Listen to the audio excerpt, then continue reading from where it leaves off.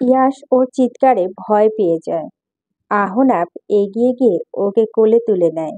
রেনু হাঁ করে তাকিয়ে আছে, অবাক হয়ে বলে, ও আল্লাহ, সাত সকালে বাচ্চা টপকাইলেন কই থেইকা? আহনাব বিরক্ত হয়ে বলল, কি সব আজে বাজে কথা বলছিস? এই বাচ্চা কি আপনের ভাইজান? আহনাব কিছু বলার পূর্বে রেনু খালাম্মা ও খালাম্মা বলে আমেনা বেগমকে ডাকতে লাগলো। আমেনা বেগম রুম থেকে বের হতে হতে জিজ্ঞেস করলো, কি হয়েছে এভাবে চেঁচাচ্ছিস কেন? দেইখা যান খালাম্মা। আমেনা বেগম জিজ্ঞেস করলেন, কি দেখব? বাচ্চা দেখেন, বাচ্চা, বড় ভাইজানের বাচ্চা। তিনি তিয়াসকে দেখে রেনুকে ধমক দিয়ে বলেন, না জেনে কোনো কথা বলতে বারণ করেছি না তোকে? না দেইখা কি আবার? এই তো জলযন্ত্র বাচ্চা লইয়া ভাইজান দাঁড়াইয়া আছে। অসার ভাতিজা এটা। রেনু জিহ্বায় কামড় দিয়ে বলল, উফ, সরি খালাম্মা, সরি ভাইজান। আহনাব সংশোধন করে দিয়ে বলল, ছবি নয়, সরি। ওই হইল একটা। আপনারে চা তো ঠান্ডা হইয়া গেছে ভাইজান। চা না দিয়ে এত বকবক করলে ঠান্ডা তো হবেই। একটু দাঁড়ান, আমি আরেক কাপ চা নিয়ে আইতেছি। রেনু চলে গেল রান্নাঘরে। আমেনা বেগম জিজ্ঞেস করলেন, তিয়াসকে দিয়ে গেল কে? আহনাব বিস্তারিত সব বলে তিয়াসকে নিয়ে আবার সোফায় বস। আমেনা বেগম অর্ষাকে ডাকতে যাওয়ার পূর্বে অর্ষার ঘর থেকে বেরিয়ে এদিকে আসছিল। ওকে দেখে সোফা থেকে নেমে দৌড়ে যায় তিয়া। তিয়াসকে দেখে ভারী অবাক হয় অর্ষা। কোলে নিয়ে শক্ত করে জড়িয়ে ধরে। নরম তুলতুলে শরীরটা বুকে নিয়ে শান্তই পায় ওরা। গালে মুখে চুমু খেয়ে জিজ্ঞেস করে, আমার সোনা বাবা, ভালো আছো? তিয়াস ডান হাতে তর্জনী তুলতে অর্ষাকে শাসিয়ে শাসিয়ে বলে, টুপু, তুমি পতা ফুপি, তুমি খুব পতা, আমলে লেকে তলে আছে। অর্ষার সাথে আহনাব আর আমেনা বেগম হাসছে। বাচ্চারা যখন নতুন নতুন কথা বলতে শেখে, অস্পষ্ট কথা বলে, তখন ওদের কথাগুলো শুনলে মনে হয় তোতা পাখি কথা বলছে। অর্ষা তিয়াসকে নিয়ে এলো। আমেনা বেগমের দিকে তাকিয়ে জিজ্ঞেস করলো, কে দিয়ে গেল ওকে? কে এসেছিল? আমার সাথে দেখা করলো না কেন? মনক্ষুণ্ণ দেখালো অর্ষাকে। উত্তরে আহনাব বলল, সময় ছিল না তা। আজও নাকি শোরুম খোলা। অর্ষা দীর্ঘশ্বাস দিয়ে বলল, এখন তোমার শরীর কেমন মা? জিজ্ঞেস করলেন আমেনা বেগম। আলহামদুলিল্লাহ। রাতে নাকি আবার জ্বর এসেছিল? রেনু বলল। আহিল আর রেনু জেগেছিল তোমার পাশে। কি পাগল বলো তো? আমায় ডাকবে না ওরা? আদিল ডাকতে দেয়নি। অর্ষা কি বলতে বুঝতে না পেরে চুপ করে রইল। তবে তার মনে হচ্ছিল এ বাড়িতে সে শুধু শুধু মানুষগুলোকে কষ্ট দিচ্ছে সে। আদিল বাদেই সবাই সকালের নাস্তা একসাথে খেয়ে নিল। রাত জেগেছে বলে আদিলের ঘুমের রেশ কাটেনি এখন। খাওয়ার শেষে আহনাব আর জহির চৌধুরী অফিসে গেছে। আহনাব অবশ্যই বাবার সাথে অফিসে ঘুরে দেখবে বলে গেছে। আদিল তো ঘুমে। ড্রয়িং রুমে বসে অর্ষা, আমেনা বেগম, তিয়াস আর রেনু টিভি দেখছিল। তিয়াস অবশ্যই স্থির নেই। সে এদিক ওদিক এখনো ছোটাছুটি করছে। আদিল ঘুমে ঢুলতে ঢুলতে ফোন নিয়ে ড্রয়িং রুমে আসে। ঘুমের জড়তা কণ্ঠে অর্ষাকে বলে, লামিয়া কথা বলবে। দেখ, বলে অর্ষা বাদে বাকিদের একটা মেসেঞ্জার গ্রুপ রয়েছে। ওরা গ্রুপটার নাম দিয়েছে গ্যাঞ্জাম পার্টি। যেহেতু অর্ষার ফোন নেই তাই সে গ্রুপে অ্যাড নেই। অর্ষা উঠে গিয়ে ফোন হাতে নেয়। সবাই ভিডিও কলে ছিল। লামিয়া কাঁদো কাঁদো হয়ে বলল, আমার তো সর্বনাশ হয়ে গেছে বোকা রানী। অর্ষা জিজ্ঞেস করে, কি হয়েছে? তুই কাঁদছিস কেন? লামিয়া টিস্যুতে নাক মুছে বলে, সর্বনাশ হলে কাঁদবো না? দিদা বিরক্ত হয়ে বলল। জুই দিদাকে ধমক দিয়ে বলল, উস্কা খাবি কইলাম, বন্ধু হয়ে বন্ধুর কষ্ট না বুঝে বকা দিচ্ছিস। আসি বলল, ঠিক, একদম ঠিক। বন্ধুর সুখে সুখী হওয়া যেমন দরকার তেমন বন্ধুর দুঃখে দুঃখী হওয়া উচিত। এই যেমন আমাকে দেখ, লামিয়ার কষ্টে আমি কষ্টিত। এই ড্রামাবাজদের ড্রামা দেখলে মানুষ সিরিয়াস মুহূর্তে হেসে ফেলবে, তবে বিষয়টা যখন লামিয়ার সর্বনাশে, সেখানে ভুল করেও হেসে ফেলা মানে দণ্ডনীয় অপরাধ। পাশ থেকে ওদেরকে বলল, এক কাজ কর, সবাই মিলে আমার বাসায় চলে আয়, তারপর শুনি কি সর্বনাশ হয়েছে। এটা ভালো কথা বলছিস। তোর ভাই বাসা আছে তো? খুশিতে গদগদ হয়ে জিজ্ঞেস করলো রেশমি। লামিয়া এবার রামধমক দিয়ে বলল, খবরদার মহিলা, ওনার দিকে নজর দিবি না।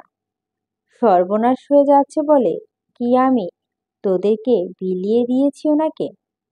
ইস, তুই যেভাবে বলছিস মনে হচ্ছে উনি লিখিতভাবে শুধু তোর। বলল জুই।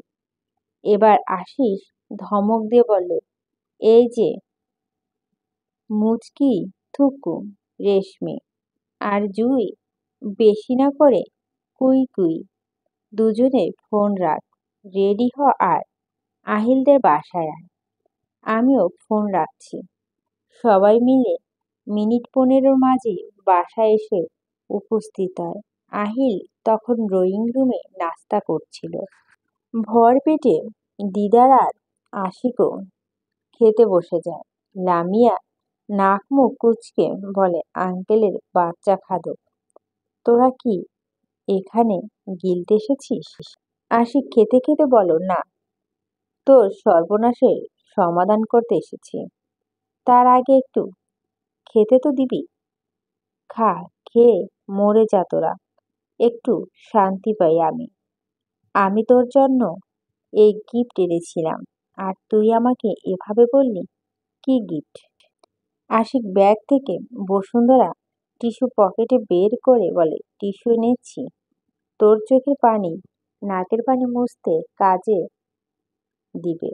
এমনিতে অবশ্য নাক দিয়ে ইয়ে ছাড়া তো আর চোখ থেকে পানি বের হয় না। হবে কিভাবে? কাঁদিস তো কুমিরের কান্না। তবুও নাকে দিয়ে ইয়ে মুছতে কাজে লাগবে। নে ধর। লামিয়া নেকি সুরে বলো, মজা নিচ্ছিস তো? নে, তোদেরই তো সময় এখন। অর্ষা বলল, ওরা খেয়ে আসুক, তোরা আমার ঘরে আয়। ঘরে গিয়ে লামিয়া কুমিরের কান্না কিছুক্ষণ চলল। অবশেষে সকলে গোল বৈঠক বসে জানতে পারল সর্বনাশটা হলো লামিয়ার বিয়ে ঠিক হয়ে উঠেছে ওর বাবা মা, কিন্তু ও তো এত তাড়াতাড়ি বিয়ে করবে না। লামিয়া কাঁদতে কাঁদতে কথাগুলো বলল, টিস্যু দিয়ে ফের নাক মুছে আহিলকে বলল, আমাকে তোর বাসায় নিয়ে আয় না জান, তাহলে এক ঢিলে দুই পাখি মারা হবে। বিয়েও করতে হবে না, আবার সারাক্ষণ তোর ভাইকে দেখতে পাবো। ভাইয়ার বউ করে আনি। আমি তো এক পায়ে রাজি, তবুও অন্য কাউকে এখন বিয়ে করব না। মেকি কান্না করে বলল লামিয়া। আশিক আরেকটা টিস্যু এগিয়ে দিয়ে বলল, ওহে লামিয়া, এখন কি আর হবে কাঁদিয়া, বউ সেজে অন্যের বাড়িতে যা চলিয়া। রেশমি ছ্যাঁত করে বলল উঠল, তোকে না বলছি এসব ফালতু কবিতা বানাবি না। তোর কি চুমকি? উফ, থুকু রেশমি, একটা নাম রাখছি, খালি ভুলা যাই। আমার ক্ষমতা থাকলে তোর জন্য একটা গরু জবাই দিয়ে নাম পাল্টাইয়া চুমকি রাখতাম, তারপর গান গাইতাম, চুমকি চলেছে একা পথে। কিন্তু তোর কপাল খারাপ, গরু কেনার টাকা নাই আমার কাছে। তুই নিজেই তো একটা গরু। আল্লাহ ওস্তাদের নিজেই নিজের জবাই করে দেয়। বলল জুই।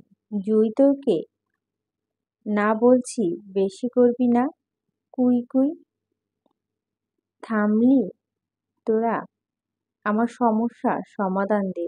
বিরক্ত হয়ে চেঁচিয়ে বলল লামিয়া।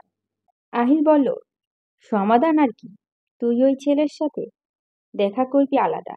দেখা করে বলে দিবি তুই এখন বিয়ে করবি না। আমি একা যাব। তা কেন? আমরা তো আছি, আমরাও যাব। দিদার খুশি হয়ে বলল, মামা দারুণ হইব। যার মন চায় সবাই মিলা খাওয়া দাওয়া বড় লিস্ট ধরাইয়া দিমু ব্যাটার হাতে। তখন লামিয়ার কথায় বিয়ে ক্যান্সেল না করলেও লামিয়া আমাদের মতো খাদক বন্ধুদের ভয়ে ঠিক বিয়ে ক্যান্সেল করবে দেখিস। এবার সবাই উচ্চস্বরে হাসে। অর্ষা হঠাৎ খেয়াল করে তিয়াস নেই ঘরে, তাই সে তিয়াসকে খুঁজতে বের হয়। এদিকটায় সবাই প্রথম রুমটা আরফিনের, মাঝখানের রুম আহনাফের, আর শেষটা আহিলের। সবাই আফরিনের রুমে বসে আড্ডা দিচ্ছি। অর্ষা আগে আহনাফের রুমে উকি দেয়, দেখতে পায় তিয়াস ড্রেসিং টেবিলে সব পারফিউম, লোশন আরো যা যা ছিল সব নিয়ে ফ্লোরে সাজিয়ে খেলছে। এই দৃশ্য দেখে অর্ষা আক্কেল গুমুখ অবস্থা। অর্ষা দৌড়ে ঘরে যায়, সবকিছু আবার ড্রেসিং টেবিলে রাখতে রাখতে বলে, খেলবি তো খেলবি ভালো কথা, তাই বলে আর রুম পাসনি।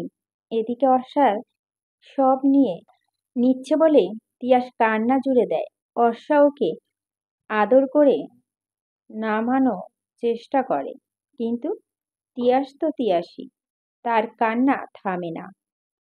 আহনা বাড়ি ফিরে আসে তখন ওদের দুজনকে রুমে দেখে বলে, কি ব্যাপার?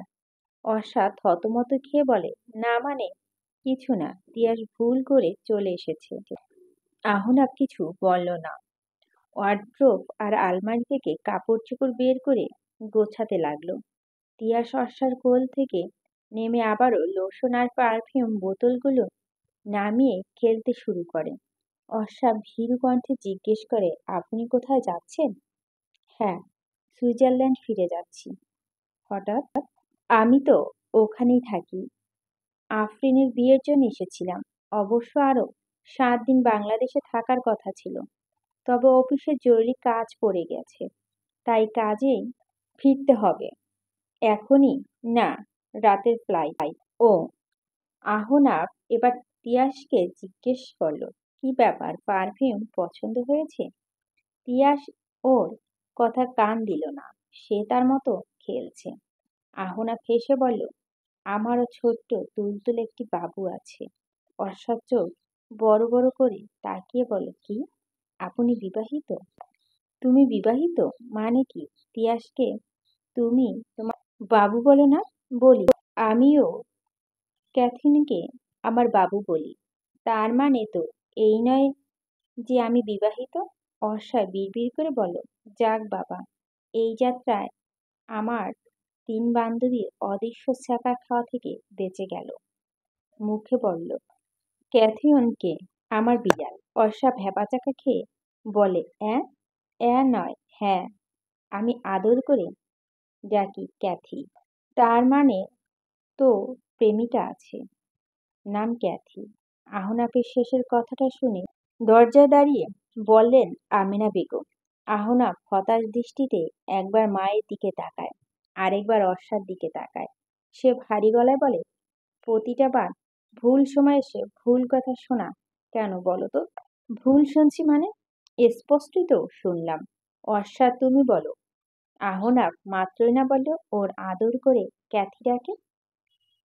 তারপর তিনি ছেলের দিকে চোখ পাকিয়ে তাকিয়ে বলল, ক্যাথি নাম তো বিদেশি বিদেশি লাগে।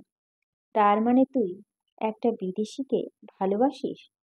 এরপর ওর হাতে থাকা নখের আঁচড়ের দিকে ইশারা ইঙ্গিত করে বলল, আবার সাথে করে দেশও নিয়ে এসেছিস, কোথায় রেখেছিস বল? আহনাফ কি বলবে বুঝতে পারছে না।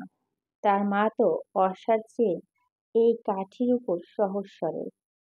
বাবা যে কিভাবে এতগুলো বছর মাকে সামলিয়েছে আল্লাহ মা। তার এখন চিৎকার করে বলতে ইচ্ছে করছে, মা তুমি যার কথা বারবার জানতে চাচ্ছ সে তোমার সামনে দাঁড়িয়ে রয়েছে। কিন্তু মনের কথাটা আর মুখে বলা হয়ে উঠল না। জহির চৌধুরী ডাক পড়া আমেনা বেগম বাধ্য হয়ে চলে গেলেন। হয়তো আজ ছাই দিয়ে তিনি ছেলেকে ধরতেন। কে এই মেয়ে সেটা তিনি জেনেই ছাড়তেন। মা চলে যেতেই আহনাফ রেগে মেগে পড়ল, সব হয়ে তোমার জন্য। আমি কি করেছি? অবাক হয়ে জানতে চাইল অর্ষা। তোমার নখের আঁচড়ের জন্য মা আমাকে এত সন্দেহ করছে। ইচ্ছে তো করছে বলে দিই সে মেয়েটা অন্য কেউ নয়, বরং তুমি নিজেই। সেটাও তো বলতে পারছি না। তুমি তো আর আমার প্রেমিকা নও, ছোট ভাইয়ের বান্ধবী বলে কথা। এসব বলা যায়? ভাবলেও তো লজ্জা লাগে। এতগুলো কথা শুনেও অস্বীকার ফ্যাল ফ্যাল করে তাকিয়ে থাকতে দেখে আহনাফ বলল, আল্লাহই ভালো জানে কার জীবন তেজপাতা করতে তার বউ হবে। তোমাকে সব কিছু বিশ্লেষণ করে বোঝাতে বোঝাতে তার অর্ধেক জীবন পার হয়ে যাবে। যারই বউ হও না কেন, আপনার তো আর হব না। আপনি এত চিন্তা হচ্ছে কেন? নিচু স্বরে বলল অর্ষা। তারপর তিয়াসকে জোর করে কোলে নিয়ে রুম থেকে বের হয়ে গেল। আহনাফ এর জায়গার পথে তাকিয়ে থেকে দীর্ঘশ্বাস ফেলে বলল, অদ্ভুত সব নারী জাতি। বিয়েটিতে করার চেয়ে সন্ন্যাসী হয়ে বনে জঙ্গলে ঘুরে বেড়িয়ে এক জীবন কাটিয়ে দেওয়া ঢের ভালো। বিকেলে রেস্টুরেন্টে গিয়ে ঘটল এক চমকপ্রদ ঘটনা, যেটার জন্য গ্যাঞ্জাম পার্টি মোটেও প্রস্তুত ছিল না। গতকাল রাত থেকে রেস্টুরেন্টে আসা অবধি এবং ছেলেকে দেখা আত অবধি যেই লামিয়া ফ্যাঁস ফ্যাঁস করে কেঁদেছিল, নাকের পানি মুছতে মুছতে 10 প্যাকেট টিস্যু শেষ করেছিল, সেই লামিয়া হুট করে পোলটি খেলো। শুধু পোলটি নয়, চরম লেভেলের পোলটি যাকে বলে। ছেলেকে দেখে তার মাথা ঘুরে গেছে। অস্থিরতা নাকি উত্তেজনা নাকি ঢং করে নিয়ন্ত্রণ হারিয়েছে তা অবশ্য এখনো বোঝা যায়নি। নিয়ন্ত্রণ হারিয়ে পড়েছে আহিলের ওপর। ভাগ্যক্রমে আহিলের জায়গা দিদার কিংবা আশিক ছিল না।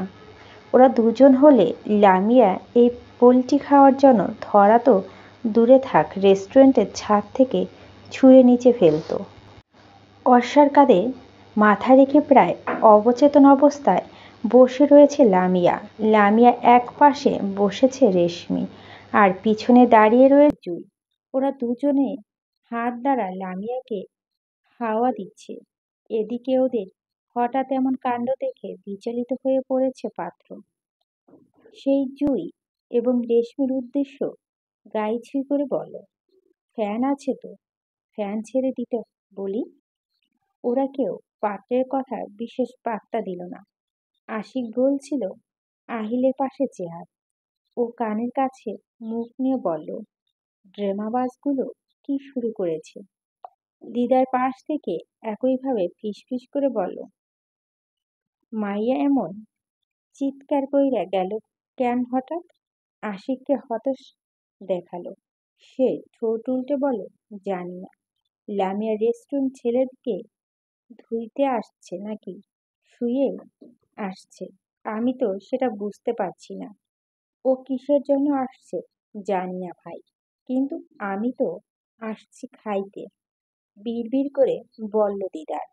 পাত্রের অস্বস্তি বোধ বাড়ছে, বই কমছে না। সে একবার একবার করে সকলের দিকে তাকাচ্ছে, চোখে মুখে বিচলিত ভাব আর কপালে চিন্তার ভাঁজ। সে ইতস্তত বোধ করে লামিয়ার উদ্দেশ্য বলল, আপনি কি বেশি অসুস্থ?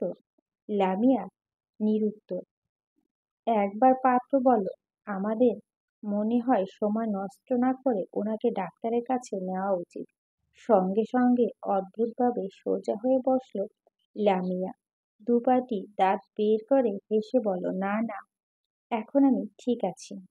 ওর হুট করে জাগ্রত হওয়ার ব্যাপারটা ভয় পেয়ে গেল, এমনকি পাত্র নিজেও। সে ইতস্ততভাবেই বলল, শিওর? 100% sure, no doubt. ঠিক আছে, মাথা নাড়িয়ে বলল পাত্র। কে কোথা থেকে কথা শুরু করবে কিছুই বুঝতে পারছে না, তাই আহিল জিজ্ঞেস করলো, আপনার পরিচয়টা ভাইয়া? পাত্র হেসে বলল, আমার নাম নিহাল, বর্তমানে বাবা বিজনেস দেখছি। ও আচ্ছা, বলল আহিল। এরপর লামিয়া খুশিতে গদগদ হয়ে সকলের সাথে নিহালের পরিচয় করিয়ে দিল। নিহাল সবার পছন্দের মতো খাবার অর্ডার দিতে বলল। সেই সময় লামিয়া ফট করে বলল, না না, পছন্দের খাবার আবার কি? আমরা সবাই খেয়ে এসেছি, প্রচন্ড গরম এখন।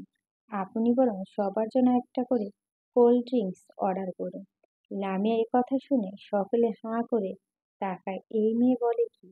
বিশেষ করে দিদার চোখ মুখ কুঁচকে তাকায়। ওর চোখের দৃষ্টি বলছে একবার শুধু বের হই রেস্টুরেন্ট থেকে। নিহাল অবশ্যই লামিয়ার কথা শুনল না। সে ওদেরকে পছন্দ অনুযায়ী অর্ডার করতে বলল, কিন্তু সেখানে লামিয়া বলে দিয়েছে সবাই খেয়ে এসেছে। তখন ওরা আর বাড়তি কি বা অর্ডার করবে? বেহায়াপনা তো আর করা যায় না। তাই সকলে ভদ্রতা বজায় রাখতে লামিয়ার কথা রাখতে বলল। প্রথম দেখায় হবু বউয়ের বন্ধুদের শুধু কোল্ড ড্রিঙ্কস খাওয়াবে? বিষয়টা নিহারের কাছে দৃষ্টিকূট লাগলো। তাই সে কোল্ড ড্রিঙ্কসের সাথে বার্গার চাউমিন অর্ডার করলো। তার আগেই ওয়েটারকে সবার জন্য কফি নিয়ে যেতে বলল। ওরা খেয়ে এসেছে বলা সত্ত্বেও নিহার যে নিজের থেকে এইটুকু খাওয়াচ্ছে, ওর এই আন্তরিকতা উপস্থিত সকলে মুগ্ধ হয়ে গেছে। খেতে খেতে সকলে বেশ আড্ডাও দেয়। খাওয়া দাওয়া শেষ করে বিদায় নেয় সবাই। অস্বাবাদে বাকি সবাই তেড়ে মেরে যায় লামিয়ার দিকে। লামিয়া ভয়ে অশ্বার পেছনে লুকিয়ে বলে, আমায় বাঁচা বোকারানী। দিদার দাঁত খিচিয়ে বলল, কেউ তোকে বাঁচাতে পারবে না। তুই এভাবে পোলটি খেলি কেন বেয়াদব? আশিক আহত কণ্ঠে বলল, সেটাই তো, পোলটি যদি খাবি তাহলে কুমিরের কান্না কাঁদলি কেন? অযথা টিস্যু কিনে আমার টাকা নষ্ট করলাম। লামিয়া অশ্বার গলা জড়িয়ে ধরে কল্পনার অভিনিবেশে হয়ে বলে, কি করবো ইয়া? সে যে এত হ্যান্ডসাম আর সুদর্শন হবে তা কে জানতো? অর্ষা অবাক হয়ে জিজ্ঞেস করে, তার মানে তুই বিয়েতে রাজি? আলবাত রাজি। তোরা সবাই তৈরি হয়ে যা বিয়ে খাওয়ার জন্য। দিদার কটমটো করে বলে, গিরগিটি তোকে দেখলেও লজ্জা পাবে। বেইমানের বেইমান। লামিয়া হাসে। বাকিরা খুশি। ছেলে যখন লামিয়ার পছন্দ হয়েছে তখন বন্ধুমহলের আপত্তি করার কোনো কারণ নেই।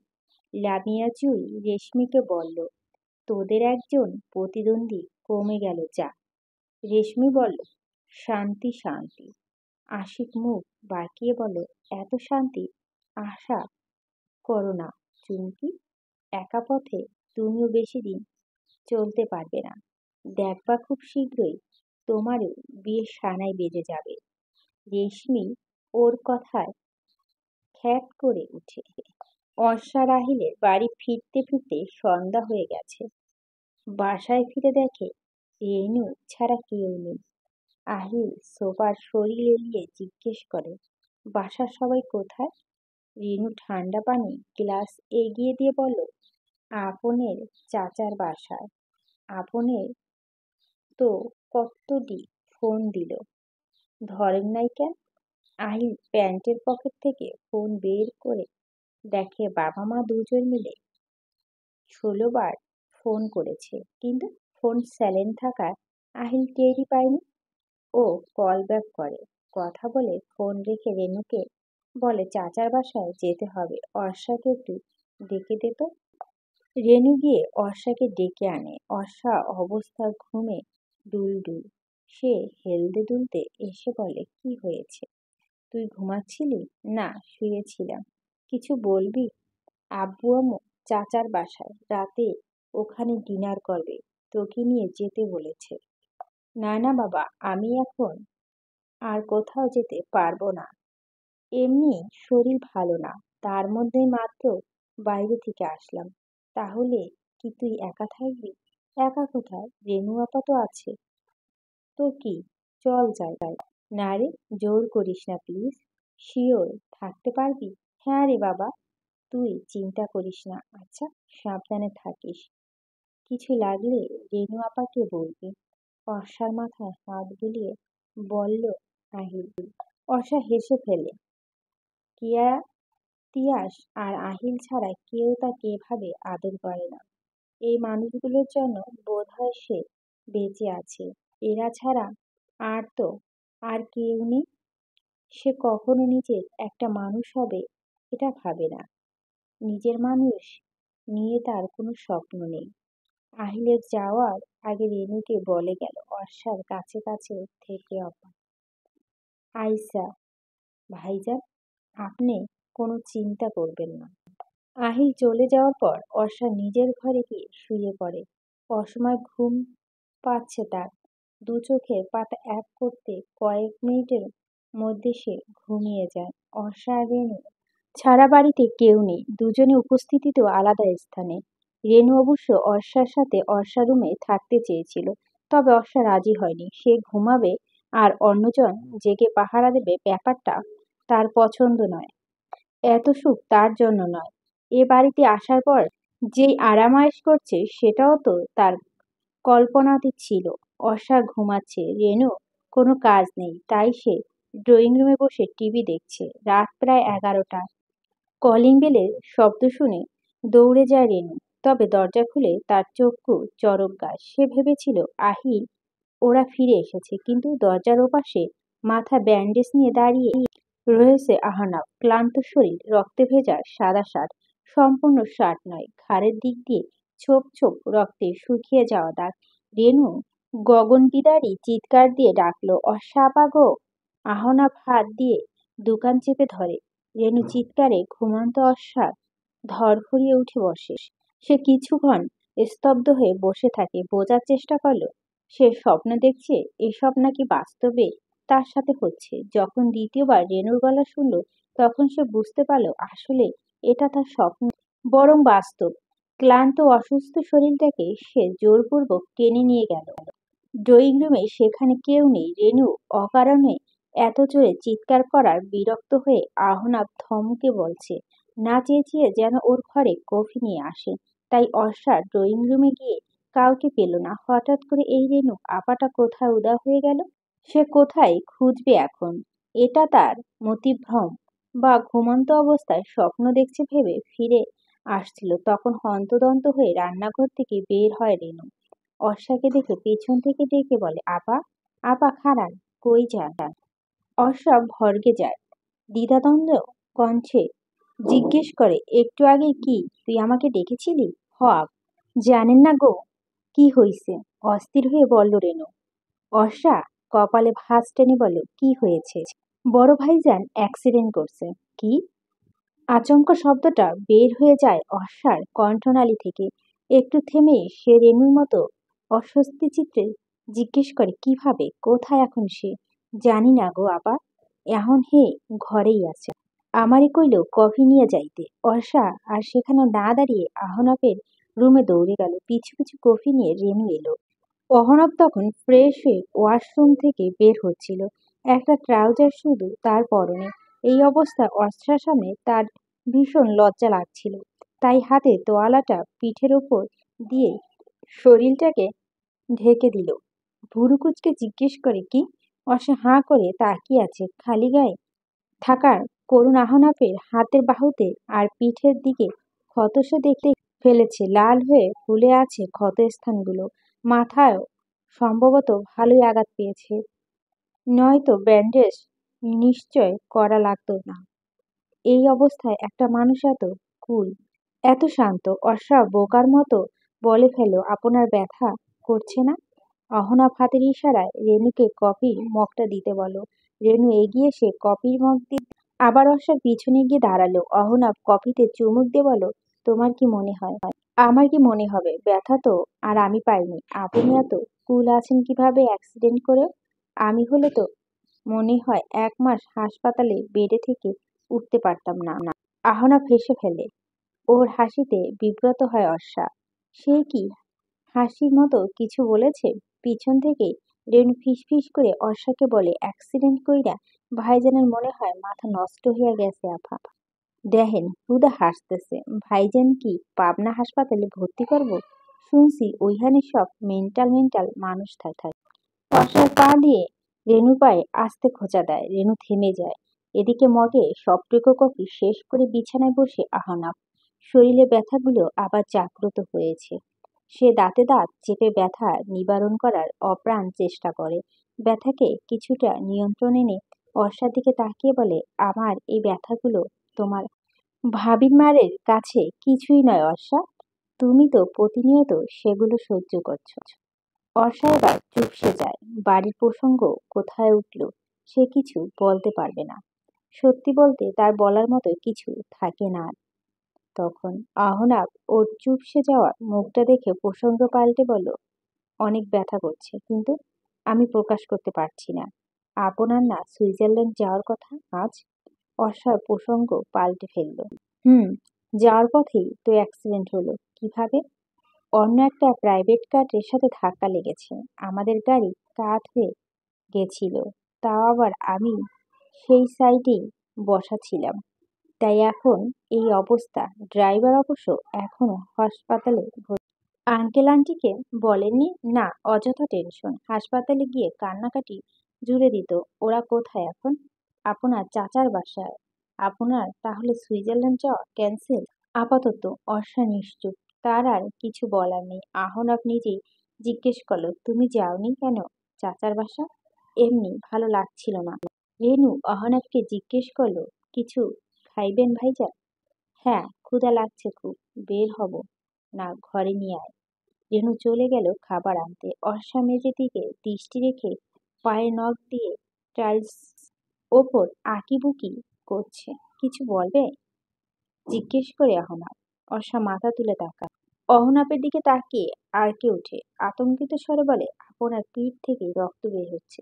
অহনাফ ঘাড় ঘুরিয়ে দেখার চেষ্টা করে বলে, কোথায়? অর্ষা এগিয়ে যায়। তোয়ালা ধরতে গেলে অহনাফ সাবধানী স্বরে বলে, খবরদার তোয়ালে সরাবে না, আমার লজ্জা লাগে। অর্ষা দোটানাময় দৃষ্টিতে তাকিয়ে থাকে। সে হাসবে নাকি আহনাফের যেন দুঃখ প্রকাশ করবে, বুঝতে পারছে না। শুভ্র আলোক ছটায় আহনাফের ফর্সা পিঠটাতে আলতো কাপা হাতে রক্ত তুলা দিয়ে মুছে দিচ্ছে অর্ষা। পাশে তুলোর প্যাকেট দিয়ে দাঁড়িয়ে রয়েছে রেনু। অহনাফের লজ্জা কিন্তু ভাঙেনি। সে তোয়ালা খোলেনি শরীর থেকে, শুধুমাত্র ক্ষতস্থান থেকে কিঞ্চিত সরিয়েছে।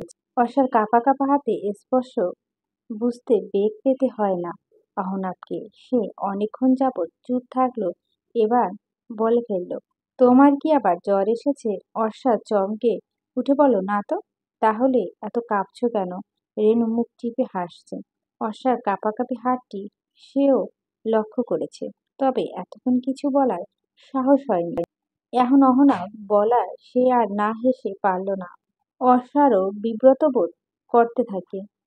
আফাও মনে হয় শরমাইতেছে। মুখ টিপে হেসে বলল রেনু। আহনাফ অর্ষার দিকে ঘুরে বসল। অবাক হওয়ার ভান ধরে বলল, তাই নাকি?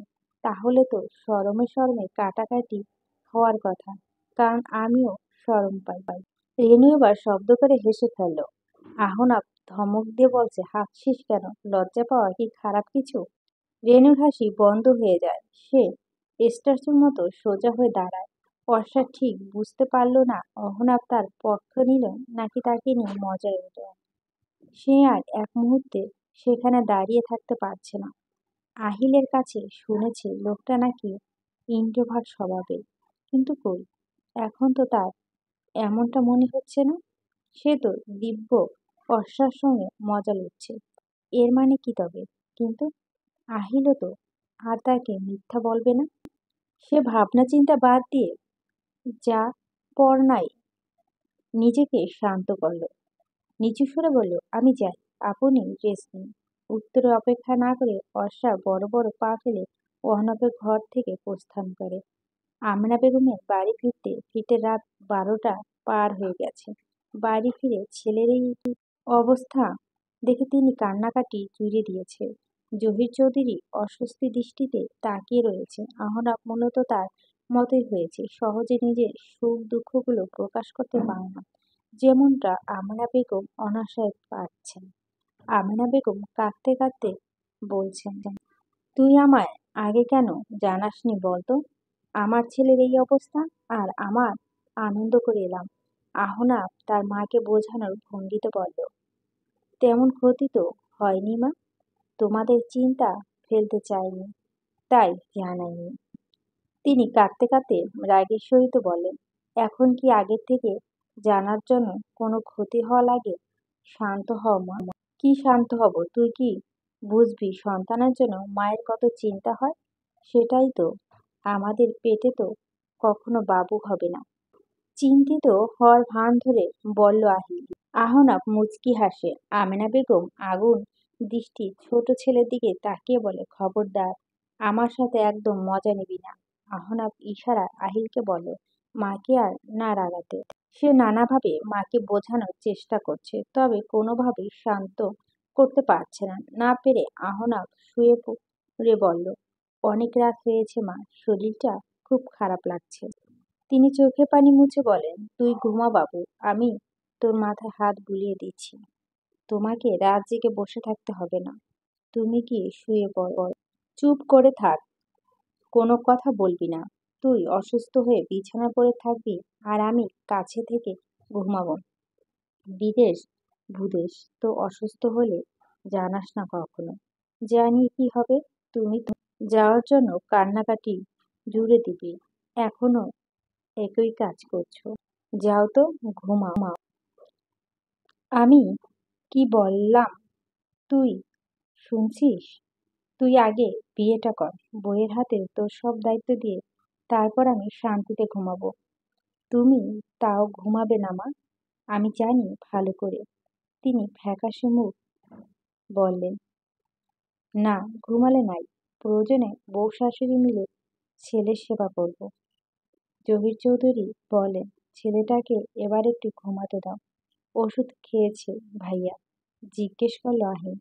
হ্যাঁ, আমি খেয়েছি। অর্ষা ঠিক মতো খাচ্ছে নাকি? ওষুধ খেয়েছে নাকি? ওর খবর নে আগে। যেহেতু তোর কারণে এই বাড়িতে আসছে, সুতরাং অর্ষা এখন তোর রেসপন্সিবিলিটি। ও ঘুমাচ্ছে ভাইয়া, রেনু আপা থেকে জেনে নিয়েছি। আমিনা বেগম বললেন, ঠিক আছে, তোরা গিয়ে এখন ঘুমিয়ে পড়। আমেনা বেগম রয়ে গেলেন। তিনি ছেলের মাথায় চুলবিলি কেটে দিচ্ছে। এতক্ষণ ক্ষতস্থানে ভীষণ যন্ত্রণা হচ্ছিল আহনাফের, তবে এখন মায়ের মমতাময়ী হাতের স্পর্শ, চোখ দুটো পাতায় শান্তি ঘুম ভর করেছে। সকালে কলেজে যাওয়ার সময় কেয়া এসে উপস্থিত হলো।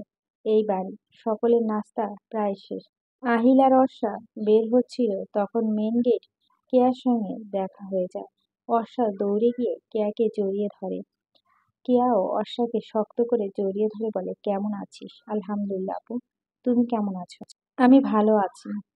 গতকাল তো তোর সাথে দেখা হলো না, তাই ভাবলাম আজ দেখা করে যাই। তোর শরীর কেমন আছে? আলহামদুলিল্লাহ, এখন অনেকটাই সুস্থ। তুমি আজ শোরুমে যাওনি? গিয়েছি, ভার্সিটিতে যাব, আজ পরীক্ষা আছে। পরীক্ষা কয়টায়? 10:30টায়। তোরা মনে হয় কলেজে যাচ্ছিলি, তাহলে আর দেরি করিস না, সাবধানে যা। আহিল বলল, আমরা যাচ্ছি, তুমি ভেতরে যাও। না না, এসেছিলাম অর্ষাকে দেখতে। অর্ষা অসহায়ভাবে বলল, ওর ভাই অ্যাক্সিডেন্ট করেছে জানো? করুণ অবস্থা। বলিস কি? কোথায় এখন?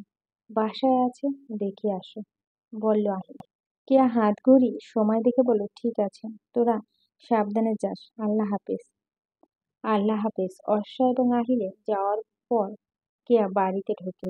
আমেনা বেগম ড্রয়িং রুম থেকে বেডরুমের দিকে যাচ্ছিল। রেনি দরজা খুলে দেওয়ার পর কেয়াকে দেখে দাঁড়িয়ে যায়, হেসে বলে, আরে কেয়া তুমি?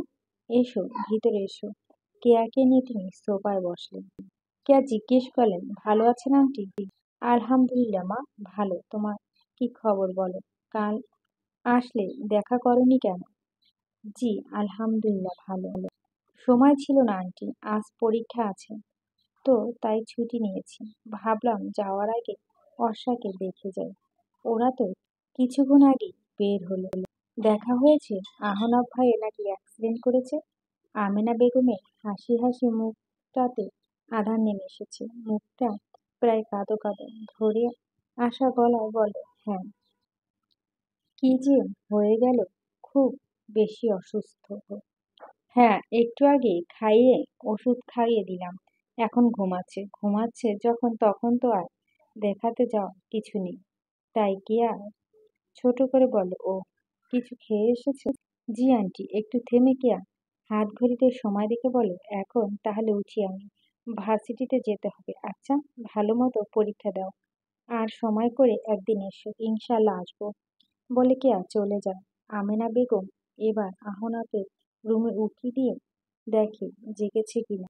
না, জাগেনি। কলেজে আসার পর থেকে ফোনে গুটুম প্রেমালাপে ব্যস্ত লামিয়া। ওর ফিসফিসানি প্রেমালাপে বিরক্ত গ্যাঞ্জাম পার্টির বাকি সদস্য। এমনকি সে ক্লাসে বসেও পর্যন্ত বেঞ্চের নিচে মাথা লুকিয়ে ফিসফিস করে কথা বলছে। রেশমি প্রায় অতিরিক্ত বিরক্ত হয়ে লামিবা কোমরে খোঁচা দিয়ে বলে, দুনিয়া একলাই কি তুই প্রীতি করস? ফোন রাখ কইতেছি, এক্ষুনি ফোন রাখবি। লামিয়া বিরক্ত চোখে তাকায়, ফোন কেটে ফিসফিস করে বলে, এখন প্রেম করবো না তো কখন করবো? বিয়ের পর? বিয়ের পরই করবি। বিরক্ত লাগতেছে তোর লীলাইগিরি? রেশমি, বাজে কথা বলবি না। অর্ষা যথাসম্ভব চেষ্টা করছিল ওদের কথোপকথনে কান না দিয়ে স্যারের লেকচার মনোযোগ দেওয়ার জন্য। ওর বাম পাশে বসেছে জুই। সে কারো সাথে মেসেজিং করছে আর মিটমিট করে হাসছে। ডান পাশে রেশমি আর লামিয়া ফিসফিস করে তুমুল ঝড়কা বাড়িয়ে দিয়েছে। একেই না বলে গাঞ্জা পার্টি। স্যারের অনেকক্ষণ যাবৎ ওদের লক্ষ্য করেছিল। এবার তিনি কড়া কণ্ঠে লামিয়া ও রেশমির উদ্দেশ্য বলে, কি হয়েছে? জুই ভয়ে আঁকড়ে উঠল। তাই স্যার ধমক দিয়েছিল ওদের দুজনকে। তবে জুই ভেবে নিয়েছে স্যার ওকে ফোন চালাতে দেখে ফেলেছে, যার দরুন ভয়ে চোটে ফোন হাত থেকে ছিটকে ওর পায়ের কাছে পড়ে। ক্লাসে সকলের দৃষ্টি তখন ওদের বেঞ্চে বসা ওদের চারজনের ওপর স্থির। অর্ষা ফোন তুলে বেঞ্চের নিচ থেকে মাথা উঠাবে তখন ফোন ভাইব্রেট হওয়া শুরু হয়। স্যার তখন ওদের বেঞ্চের সামনে এসে দাঁড়িয়েছে। স্যার ভুরু কুঁচকে তাকিয়ে আছে অর্ষার দিকে। গম্ভীর কণ্ঠে বলে, কি প্রেম করছো? বিস্ময় হাঁ হয়ে যায় অর্ষার মন। প্রেম? আর সে? সে তো এসবের আগেও নেই, পিছেও নেই। সে তড়িঘড়ি করে বলল, না স্যার না। কি না না? দেখি ফোনটা দাও। জুই চোখ বন্ধ করে মনে মনে আল্লাহকে ডাকছে। স্যার ফোন হাতে নিয়ে দেখেন স্ক্রিনে লেখা সন্টু যান। তিনি নামটা দেখে ভুরু কুঁচকে উঁচু করে জোরে বললেন, সেন্টিমেন্টু যান। এই নামে শুনে ক্লাসের সবাই সস্বরে হেসে উঠে। স্যারও কেন জানি হেসে ফেলল। কিয়ৎক্ষণে বাদ সকলে ধমক দিয়ে বললেন, স্যালেন্ডার।